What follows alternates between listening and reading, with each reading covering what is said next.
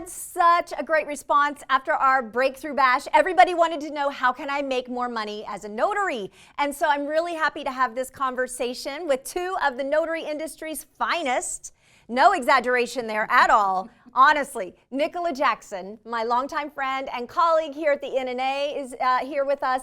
And then the brilliant, the bold, the beautiful, sounds like a soap opera title, but it's true.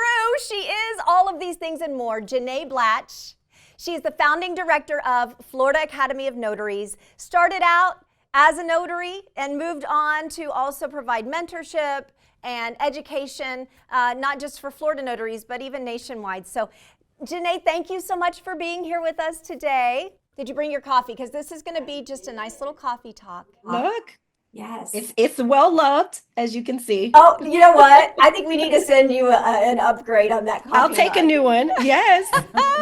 And we hope all of you at home have poured yourself a cup of tea or coffee to join us. We're going to have just a good time talking about how you can make money as a notary. Janae, first we want to hear your origin story, because that's always an inspiration. So tell us, how did you get started in this whole notary thing? Actually, I mean, it's a funny story because I did not, set out to be a notary. Not many people do, but they don't know what they're missing, right? So I'm actually what they call a pandemic notary. I was a stay-at-home homeschooling mom, and my husband was in the restaurant industry right in the pandemic. And when it hit, he came home, everything shut down. And I recalled what one of my fellow educators had told me about, and he was a loan signing agent. And he told me how he had paid off his mortgage by doing loan signings part-time. So I decided to check it out. I checked it out and I was like, you know what? I can do this. I can really do this. And so I started doing that, and it was just to be supplemental income until my husband got back to work when everything opened up. But it turned out that I loved it. I did well at it. And my husband eventually got his, not too long ago, actually got his notary commission, and the income brought him off his job, and we are able to do this together full time. And I got into training because after a while, people who thought I was crazy with a master's degree and have been working, professionally all my life, and I decided to become a notary, they all thought I was crazy, but they started to see the benefits and how we were traveling, our schedule was flexible, and we were doing this full time, like really doing it. And so they started asking me, what am I doing and how can they do it as well? So that started the training. My clients started asking me to train if I trained, because they were having issues with some notaries that they were working with. And so that's how it kind of got started. And teaching and training, education is my gift. And so I'm so blessed to be able to do that in this industry as well. So that's how I got in. And I had no idea the world, the huge world of notaries. Oh, it's amazing. And we're so glad you're a part of our notary world. And you know what? I don't know about you, but the people that you have referenced that you've trained, people that inquired about it and wanted to know more, don't you just find that the best people are a part of this notary world too? We just have just some lovely people who get into this. And I think part of the reason is because it is a job where you're working with the public, and you're kind of, to quote Laura Bewer and Bill Soroka, you're meeting them at the best of times and at the worst of times. When they're buying their first house, or getting ready to travel somewhere cool, or going through an adoption, or maybe sitting at a bedside of a loved one who they're saying goodbye to. And so we've got just a lovely constituent of notaries serving our communities and making, the money that's well earned and well deserved, right? So let's talk about that, because when we were at conference, Nicola, we would ask people, so why did you become a notary? And we had a lot of different types of responses, a lot of different demographics, a lot of different age groups. What did you encounter? Lots of people who were trying to find something during the pandemic, as Janae was talking about, because their industry had shut down. Lots of parents, moms that wanted the flexibility that this offers, so it's really exciting. I talked to a lot of people that were ex-police officers, retired police officers, military, fire department, a lot of people who were in kind of that public service realm in their original career, who now are retired but looking for something else where they can still find meaning and purpose and make that extra money. I also ran into a lot, like you said, a lot of people that coming out of the pandemic, but a lot of young people. It didn't used to be like Not a young people's at all. career. We weren't cool enough then. It's cool to be a notary now. Right, but like a lot of people that are right out of college or even like looking for that part-time work while they're in college. And keep in mind with the military and the law enforcement people, their like career span is a lot shorter than the average career. So when we talk about them being in retirement, we're talking about people that are not that old. So it's really looking for that next thing that they can do to kind of gain that supplemental income and have a comfortable life, because I mean, who doesn't want that? Oh yeah, and like so many of them are having a lot more fun than I'm having these days. Like, oh, I'm just saving up for my next cruise around the world or whatever. Absolutely. Wonderful. Like, what a gift to be able to find work that allows you to do that kind of stuff. I mean, Janae, yesterday we were just talking about you maybe doing a cross-country trip with your kids. Yes. And to educate, and it's flexible to do that, especially those, if you are Ron, you have to be within your state, of course, to do those. But this business is so flexible. There are so many different streams that I know that we'll talk about that you can do in different states that comes from the notary profession. But another area that you're mentioning, as I mentioned, educators. I see a lot of notaries that are coming now that are educators. And because how ideal is it? Because they have a whole summer off, right? They have spring break off, winter break off. And so during those times, it's very, very flexible for teachers and those who work in the school systems to get into this field and be very, very successful at it. A lot of my students are educators. Yeah, and also like the access they have to the community. Notarizing those travel permission things and the college apps and they're already kind of in the community. They're connected. And if people know they're a notary, then it's like double people of trust. Double trust. And a notary. Yeah. You know what else I find to be really great about the notary career is the low startup costs. Because, a lot of times when people think about changing their career or starting something new, it requires them to learn a new trade or to go to college and get an associate's degree or, and then sometimes to invest quite a bit of money to get started as well. But when you're starting as a notary, I mean, it's certainly you need to be educated and trained and know what you're doing, but what are the typical requirements? So for most states, there may be some education. Otherwise, you're going to have to pay to do that. And that's where people like Janae are wonderful, because when the state doesn't have a requirement, here's a person willing to offer that up. The supplies, the bond, the stamp, the journal, and even when they're not required, we still recommend it. But there's a lot of free resources out there as well that I think are important. But compared to something where you have to make a giant investment and buy a lot of stock and supplies and be a salesperson and all these other things that you may not have skill sets that you're comfortable with. This one is be willing to study, be willing to learn, and like people. And I think that's really what draws people in. And an attention to detail. Absolutely. Yeah, but like a real one though. I like that you threw that in there. Don't skimp on the training. Like At whether all. it's through the NNA or through state-specific training in your state, you can get started in this business very inexpensive compared to, like you said, other businesses. But do not skimp on the training, because your business will, be a lot shorter than you anticipate, because people won't use you when you start messing up. We are very important. Yeah. Notaries are very important people, and so just make sure that you are investing in that. And if you have specialties, there are some expenses, like if you're doing a specialty, like the equipment, if you're a loan signing agent, the printers and the scanner that are definitely you'll need for that.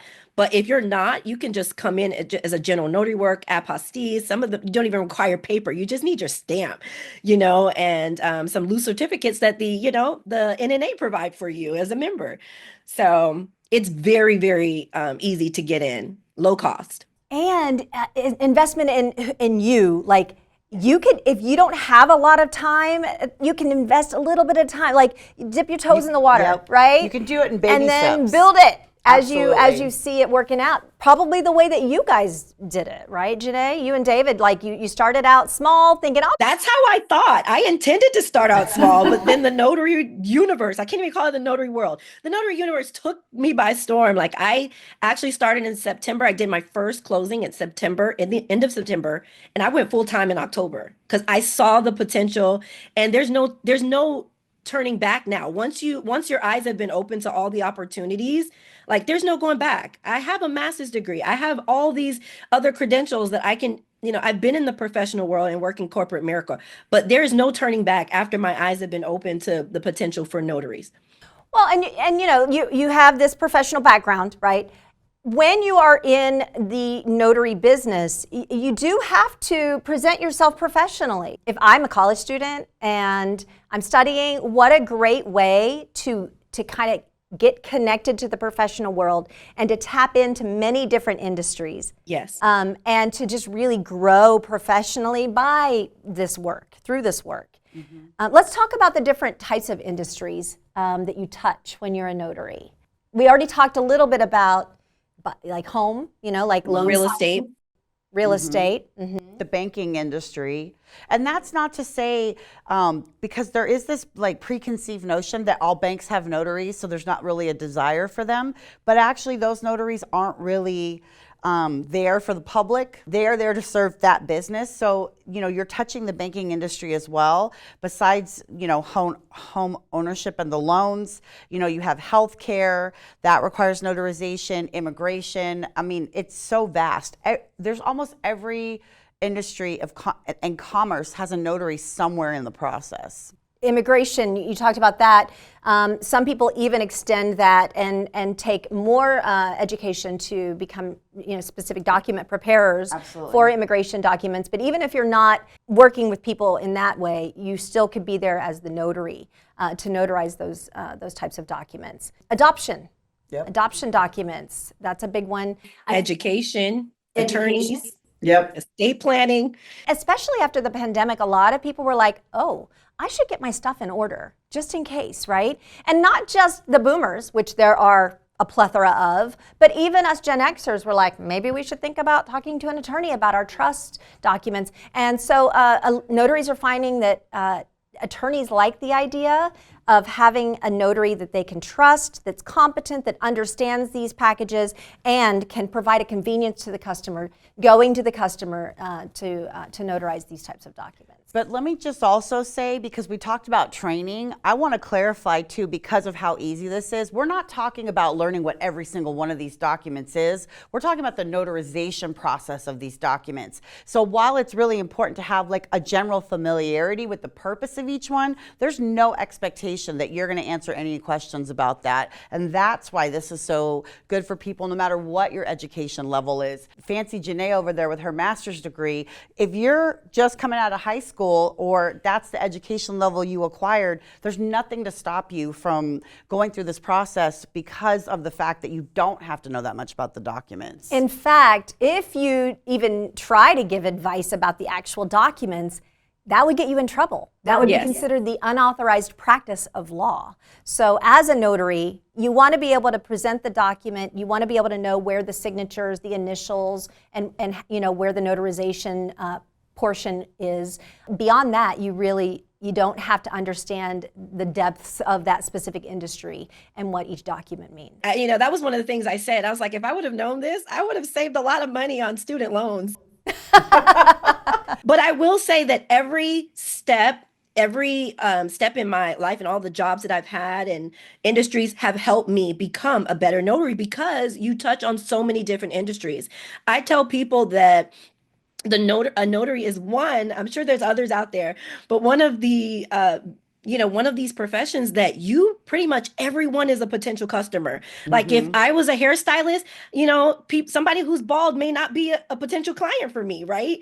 But for a notary, I mean, from birth to divorce to school, and whether they're doing a Getting if they're a married. small business, owner, I had a client of mine she's like, how can any small business run without having a notary?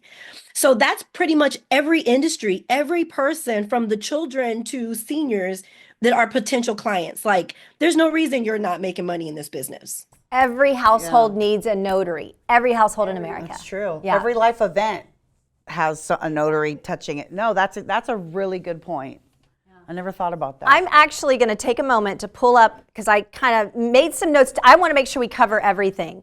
And I want to cover like the kind of the most common industries that require notaries and how you can become kind of a specialist in that industry to where you're the go-to notary. Bill and Laura wrote a great book, Beyond Loan signings. And it talks about all these different specialties. We used to call it general notary work, but if you're a specialist, if you really know your stuff, you're going to be the person getting those calls. You're going to end up having these specific clients that call you over and over again and continue to hire you. Okay, so we got general notary work. We got notary signing agents, which of course, huge. Trust delivery, which we talked about.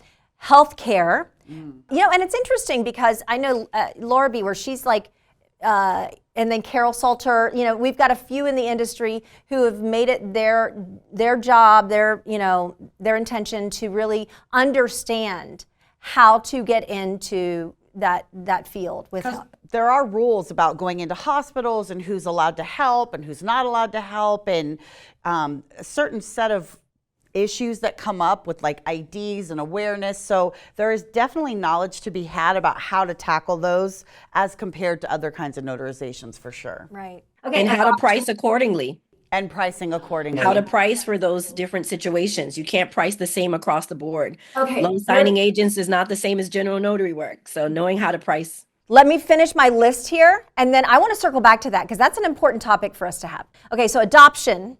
We talked about that. Travel, like if somebody is sending their kid on a field trip out of the country, they have to have documents notarized. Or even traveling with one parent as well. You have to have that paperwork in order before you leave. Right.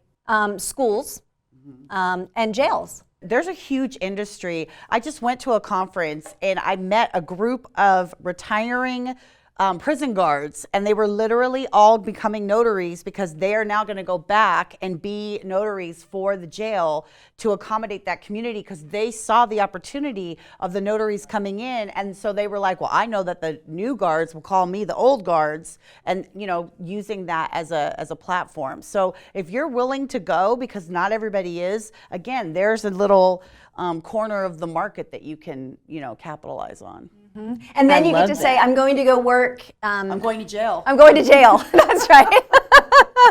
And another one, Susie, I know Nicola, your little one, is into sports, right? Yep. And anytime getting into sports, I had one of my students who was having a hard time getting into the loan signing part of it. But I began to just explore, what are your warm market? Who is in your sphere? And so she was at a sports game, and I told her, I said, well, why don't you just ask? Because they have there's forms. And when I tell you, it was an amazing experience. She had one place and she had like 9 teams, her first notarization situation. And they all came to her and had to give each document that, because every cheerleader, every athlete needed that form. So she connected with the right people and she became the notary for that league. Wow. And so anyone that's in sports, that's what I'm saying. If your kids are already in sports, you're that community notary. Be the neighborhood notary. You can choose any one of these specialties according to who you are. I love that everybody has a fit for them. Like those prison guards, that's perfect. I love that. So it can be a fit for you depending on what industry you're already in and who's in your warm market. So now let's talk about the money, because whoa, this woman made bank. With the league. That is crazy. But let's talk about the money. Let's circle back to that, because just to explain to folks who are brand new, as a notary, each state sets a maximum fee you can charge per signature, per notarization. You have to check your state's laws about the parameters around that. But basically, for an example, we're in California. We can charge $15 per signature notarized. So my husband and I went to go get documents notarized the other day. We called up our notary, our go-to notary. We had 10 documents that needed notarized for this loan package, and we each had to sign each one. Okay, so that's 20 signatures times the $15 per signature. He made $300 in like 30 or 40 minutes on just me and my husband, and only charging the actual notary fee. But a lot of people can also charge mobile notary fees, where they charge for the travel, and that is not dictated by law in most states, right? And then what other types of fees can you charge beyond just the actual notary fees? So it depends on, again, back to your state, right? So for us, I wish we could charge per signature in Florida. Ours is per notarization, so per Right. Okay. stamp. So make sure you know your state laws when it Yep. comes to pricing. But we can also charge for our travel and convenience, like we talked about with the healthcare, right? In a healthcare facility or an assisted living facility, nursing home, I now have to either first, even before I get there, probably parking, right? Hospitals, you're paying for parking. Then you have to register with the front desk and wait for that. Then you sometimes have to wait for doctors and wait for them to get moved to the right spot for you to do your signing. There's a lot more that's entailed in that. So you want to make sure that in your state, if you can charge for that, that you charge accordingly. That you're not saying, oh, it's just in Florida, it's $10. I wouldn't charge just $10 for that, because there's more that goes into it. And then if you're doing estate planning documents that require witnesses, now you're notarizing 2 additional people. So that's more time. That is more, that's more that you have to document. And it's just going to take a little bit longer. Powers of attorneys. I learned that very easy. And I was like, oh, power of attorney, it's general notary work, $10. And it took me an hour and a half, 2 hours to do, because you have to walk them through the document, right? And so, and with all the initials and the witnesses, it takes time. So if your state allows, you want to make sure that that's where the training comes in. Having somebody that knows these things, that can tell you how to price your business, and that you get paid for your time and your expertise. Right. And we're not able to say, oh, you should charge this, or we should charge that. That's considered price gouging. But you really should look into kind of what the going rate is in your area. And then don't forget with your taxes, which we had a whole episode on taxes recently, and deductions. You can report your tax and mileage right now. It's 70 cents per mile, right? So that adds up too. And printing, if you're doing any extra printing Correct. for your clients, if they ask you to scan, like most mobile notaries, that we have our scanners with us. I have a scanner on my phone, so some people don't have the technology. I was mentoring a student yesterday, and we were talking about technology fees. I have a client that needs help with technology, so just charging by the hour to come help her with some technical stuff that's not notary work, but it's connected to our field because we're trusted professionals to assist in those areas. Knowing the cost of doing business is super important, and looking at every little detail that you're doing and assigning in a cost that's associated with it every time you have to use it, so that you know that when I leave the house, I need to be making at least this much money to profit. And that's not to say you should always be charging that much, because there's going to be ebbs and flows. Like your guy got that $300 from that, but there's some days where you only have one document and he makes $30 off you. But it took him 5 minutes. We just did that yesterday, actually. But that's what I'm saying, so that they know that at some point, some days it's going to be a $30 day and some days it's going to be a $300. So sometimes it's worth it for the 5 minutes at $30. So it's not, oh, I'm not doing it because I'm not going to make money, but just knowing that, like, during the day when I'm doing this stuff, this is how much I need to make in order to be profitable. And then let alone what you do after that. But that's where training comes in. And keeping track of all of these details as well. I mean, it's all about, running a business, which we need to do a whole episode about. And thinking of it as a business, Yes. and getting out of that employee mindset. Oh, we've talked a lot about what you can do as a notary, but there's a lot you can do that beyond being a notary because you're a notary. There's all these extra springboard, you can springboard into apostille work or field inspection. All these things that you learn as you come into this community of what other people are doing. And that's the great thing about the community, is everyone will share ways that they're making money doing this. And those are the people you need to surround yourselves with, the ones telling you everything that they do to make you successful. It's necessary for success. You have to have other notaries on your team. Do you agree, Janae? Absolutely. I had 2 that I just booked today. Nice. I'm not traveling that far. You know, for me, I told them for me to travel for 2 hours, it's going to cost you if they really want me. However, I have a trusted notary professional in my network that I can refer out to if and then I can do that. It helps me not be able to say no to my clients. So I still am their go-to notary to get get their problem solved. Yeah, I'm going to call Janae, and if she can't do it, she's going to give me somebody else good to do it. Exactly. But that goes back to your customer service experience in the corporate world. So it all comes full circle no matter where you've come from. There was another thing you mentioned about the relationships, and Susie, you mentioned it too, and it's so important that when I know you said this is a whole nother conversation, but out of the business, the employee mindset, those $30 appointments, or I have found that those appointments tend to be those appointments that link me up with someone that causes my business to grow a lot more, because it's not about the transaction. The transaction may have only been $30, but that relationship was worth thousands in the long run, because now they're a repeat client and it's about who they know. I gave that same $30 appointment the same 5-star service that I give my my CEO that's making millions, right? So I give that same service, and that opens up doors because you don't know who they know. And so just keeping that mindset that it's about relationships and not about these individual transactions transforms your business. Well, you remember Mic drop. that story about the dentist? The most money I ever made as a notary came from going to the dentist and just them asking me what I did with my mouth full of, instruments, and saying I was a notary, and it was like, oh, really? And then here it comes, 500 documents that they were waiting on in one day. So you just don't know. We're telling people that you're a notary, we'll take you. Nicola was just dancing with her dollar bills. Yeah. Yeah, that's the first Something like advice that. I give new notaries. Tell everyone that you're a notary. Yep. Tell everyone. And if you have a lot of the people that I meet, I was talking to an individual yesterday who's want to transition out of her job to be there for her family. And she's like, oh, she works for a bank. And she's like, well, my bank paid for it. So I can't use it. No, you can. When you're on that job, you have to use it for them. But if they paid for it, that stamp is yours. You have been commissioned, not your job. So yes, you can use that for part-time income and to start your business. But she's like, well, nobody knows I'm a notary. You can fix that. Tell everybody that you're a notary, because at some point they will need a notary or know someone that will need a notarization. Plant those seeds and they will grow. I am a testament to that.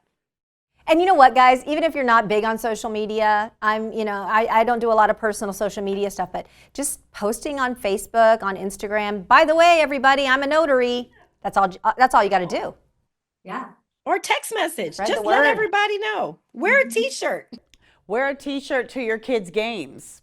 There you go. Wait, was it Laura Beaver that had the notary thing on her car? Yeah, And the somebody magnets. called her, While she was the phone driving. number on the car, called her and was like, I'm behind you on the freeway. Can you pull over and do this notarization? More power to her, because that freaks me out. I know, people proceed with caution. But I think in the end, she ended up working it out where they met at, Somewhere. went to Starbucks or something, which we can't do that anymore, can we? Have to find another public place to do your McDonald's. There you go.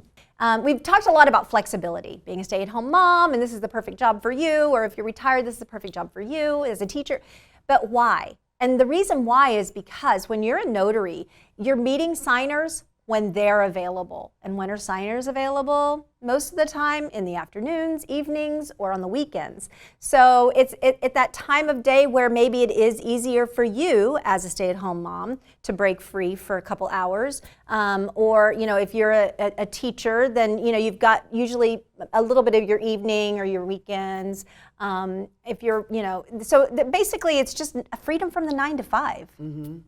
Well, and, don't forget the overnights, because there's people that need those graveyard hours too. And that if you're into that, you can do that. And if you're a person who works overnights and your days are free, there's going to be people that need you then too. So while most of us are trying to make that transition from 9 to 5 into the notary world, you can still find opportunities the other hours too. Absolutely, for sure. Janae, you also were talking about like people who are in the real estate industry that then become notaries and vice versa. People that are notaries that then are like, oh, let's check out this whole, realtor thing. So talk about the experiences that you've witnessed there. I've seen a lot of people in the notary industry, again, with especially my specialty is real estate, so the loan signing side. So you're in contact with lenders, you're in contact with real estate agents and brokers. So they are, being in relationships with different ones in the industry, and they realize, hey, I like this. So a lot of notaries have transitioned to realtors, and they still do notary work. They can't, they can't handle their own transactions, of course, but they have now made so many relationships that has positioned them for success in the real estate industry, whether it's a loan officer or a real estate agent. And some who have, I think Nicola brought this up in our conversation, is that want to get into real estate and wanted to be a loan officer, but they realize this is too much to jump into. It's a lot right now. There's a lot of stuff that goes into that to be successful. And they want to become notaries. I can't tell you how many of my real estate agents have become my students. Because I'm at the table with them and they're seeing this is still very professional. How can I do what you do? Because I get to be there during the happy part, right? When they're selling the house, but they're going through the stress throughout the whole process. And I'm like, I'm living it up. I'm like, hey, congratulations. I see you. We're here for 30, 45 minutes. Congratulations. And I'm out. And so a lot of them have become my students as well, just to learn and say, hey, I can do this. This is a better fit for me. Yeah. So I remember thinking about real estate at one point. I was like, maybe I should be a realtor. And I remember, I don't know who it was, somebody told me, they were like, well, then just be prepared to miss your kids' sports games and birthdays because you're going to get called on Saturdays and Sundays all the time. And I was like, okay, that's not for me. Mm-hmm. And it's a whole nother level of marketing. I mean, don't get me wrong, notaries have to market themselves, but it's a whole other level.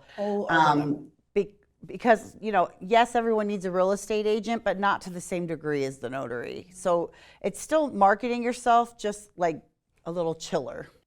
And let me just say this, everyone who we're on your radar right now and being a notary is on your radar right now, just go do it. There's a point where I think everyone thinks, oh, I just want to learn a little bit more. I want to do a little bit more. And to those people, I want to say, just go out there and put yourself out there and do it and see what it can do for you. Because honestly, I feel like there's a lot of people in that limbo who are afraid to take that first step, and it will definitely change your life. I know Janae, all she talks about is how much it changed hers. So like to give people that moment, that experience. I mean, that's why we do what we've done for so long, right? Right, absolutely. All right. Well, thank you so much for joining us today, Janae. We hope to have you back soon. We'll talk more, and we'll see you around. You're always joining us for summits and conferences. And I'll be there at conference. See you in Vegas.